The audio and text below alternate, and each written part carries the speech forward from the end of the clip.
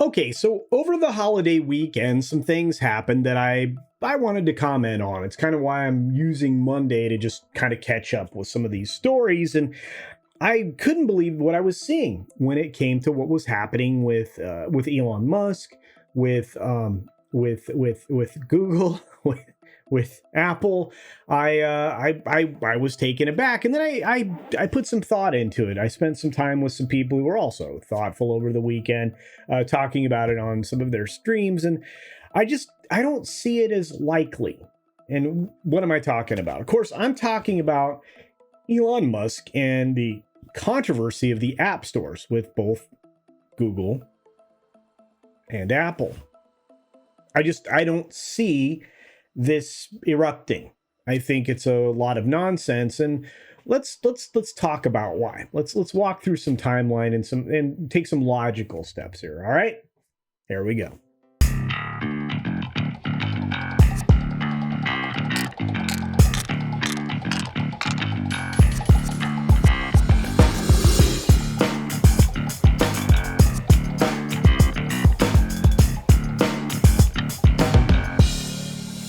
So this story all came about because there was some rumors that were circulating fairly widely that Apple and Google were going to be looking at Twitter with more scrutiny because of the great unbanning, which is something that happened over the course of the holiday weekend, where Elon is elected to allow more people back on the platform. Not everybody, though. Not everybody. There were some caveats in the amnesty program. Let's say that there are a few names that ain't going to make it back in, and we'll say that anybody who was a spammer or anybody who had broken the law wouldn't be back on the platform. And I guess, I mean, you draw some pretty narrow distinctions in the lawfulness of certain activities, but there are some very glaring, obviously illegal ones that I would say have been enforced for a change, and it's good to see. And there are people like myself and people that I don't necessarily agree with, like Eliza Blue, that have been gratified to see some enforcement on certain particular proclivities of humanity that are illegal, that should not be shouldn't be something that should be available on a platform like Twitter. So again, Twitter hasn't changed its terms of service, at least not in any way that would be substantial, since the acquisition by Elon Musk of the platform. So there's saving grace number one. Number two, not everybody is coming back. So, stop clutching your pearls and screaming, oh my, because there are still people that aren't going to be back on the platform. Apparently, Alex Jones is one of them, which, again, he doesn't seem to have a problem with, and I don't either, but it's not blanket amnesty.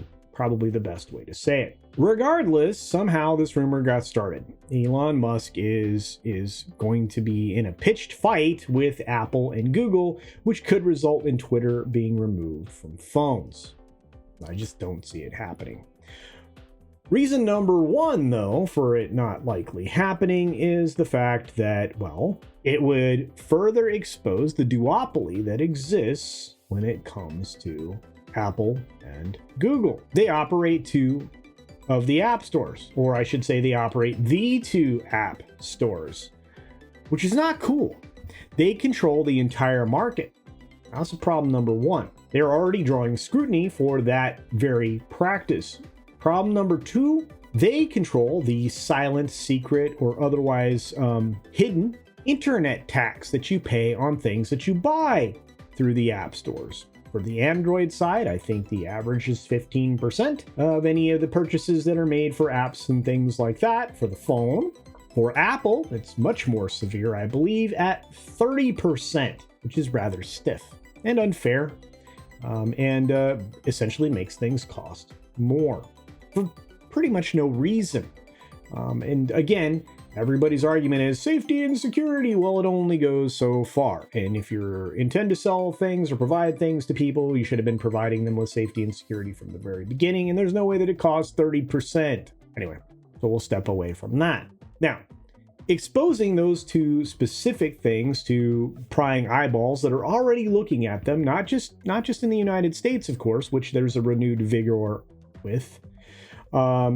They're really diving into it in the UK, and within the next 18 months, as I reported last week, there could be some forced maneuvering that both of those companies will have to take. And the third reason is quite obvious, and we're going to jump right into what that would be. Based on the stories that have been provided by Uproxx and by the Washington Examiner and, of course, State Street.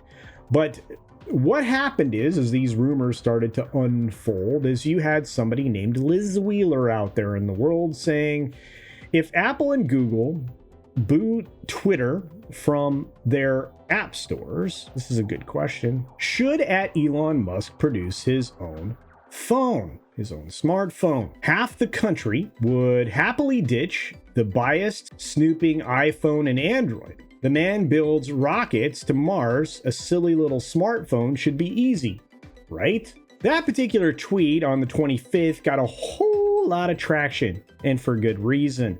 Elon even responded to it himself personally, saying, I certainly hope it does not come to that, but yes, if there is no other device, or other choice, I will make an alternative phone.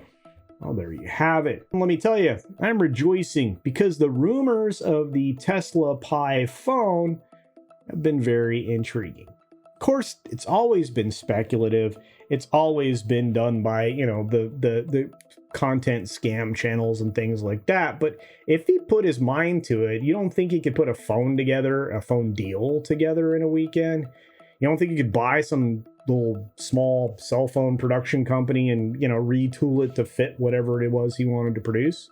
Of course he could. You don't think that he could get the distribution out, an app store together of his own, et cetera, et cetera? Of course he could. And finally, you don't think he has service lined up already? Of course he does. He already has a deal with T-Mobile and other phone companies to distribute satellite service for their phones. You don't think he would jump at the chance to expand the capability and the reach of Starlink? Of course he would. And believe me, he's not that far away from being able to do that. Over the course of the next several years, he's going to continue to launch satellites into space that'll make all of these things much, much easier. And one of the profound reasons, or professed reasons, I should say, that Elon Musk purchased the Twitter I guess appliance. I don't even know what to call it. The Twitter sphere is probably the right descriptive. The reason he purchased the Twitter sphere is because he wants to build this one app, kind of similar to, I guess, Weibo or whatever in China, although obviously without the authoritarian garbage tastiness of it all. But he needs that kind of communication for interplanetary communication, because if you send people to Mars, you still want to be able to communicate with them, right? And if you do it in those types of forms and fashions, it's a lot more efficient in, short text messages, which is kind of what a lot of these SOS services are that are being set up via satellite with these other cell phone companies. And, most of them are using SpaceX because it's the most efficient. Anyway, setting all that aside, of course, again, from that Uproxx story and others, we dive a little deeper here.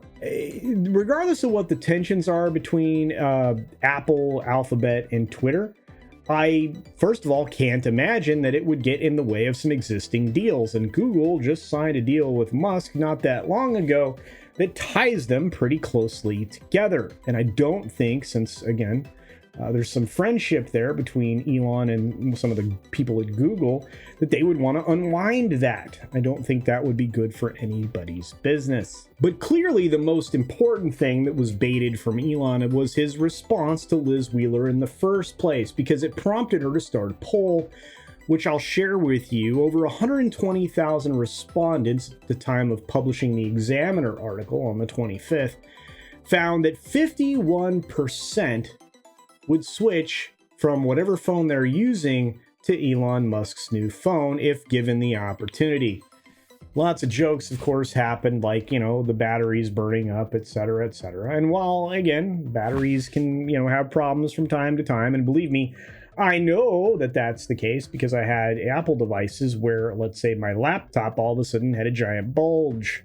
So it happens with everybody's batteries, but I really do believe that there would be a groundswell of support, which would strip a giant chunk of market share from Apple and Google. And that would be disastrous for both companies. So cooler heads will prevail here, I'm pretty certain. Also, I believe that the large pause in advertising from 50 of the 100 largest advertisers on Twitter is temporary for more than the reasons that are being cast about. I think we're seeing that the amount of money that advertisement has cost over the last few years is in jeopardy of remaining at the same levels. I think we're going to see a reset of the digital pricing sphere, and that doesn't just affect Twitter and other entities like that. It's going to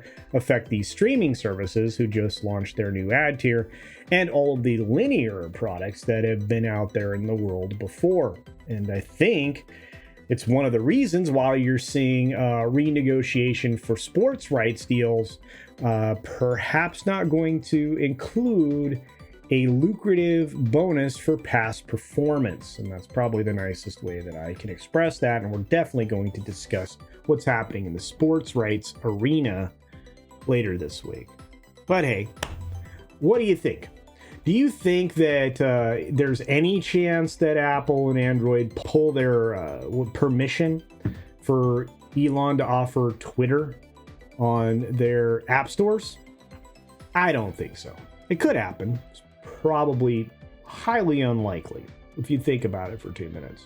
2, do you think Elon could put together a smartphone in about 10 minutes? Well, okay. That's hyperbolic. Very, very quickly in an effort to essentially replace, what would be lost, not just with Twitter, but in the sphere of the smartphone.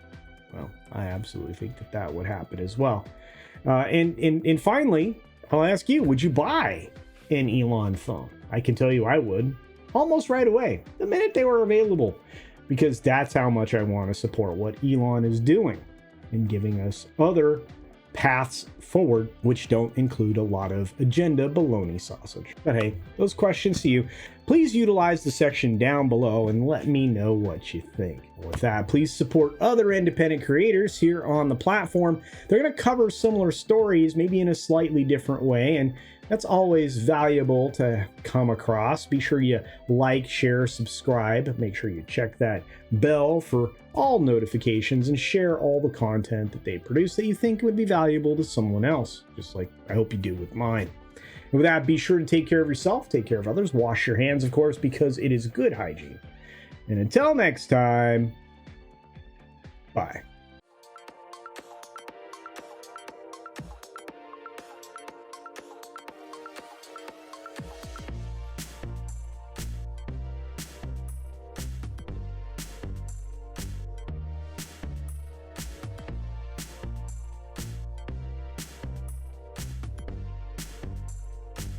And don't forget to check out my Rumble at rumble.com/CultureCasino.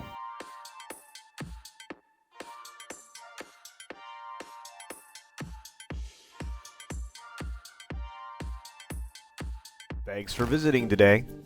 Be sure you're subscribed and hit that for alerts. Yay! Of course, like and share all of the videos that you can, as it helps with the algorithm.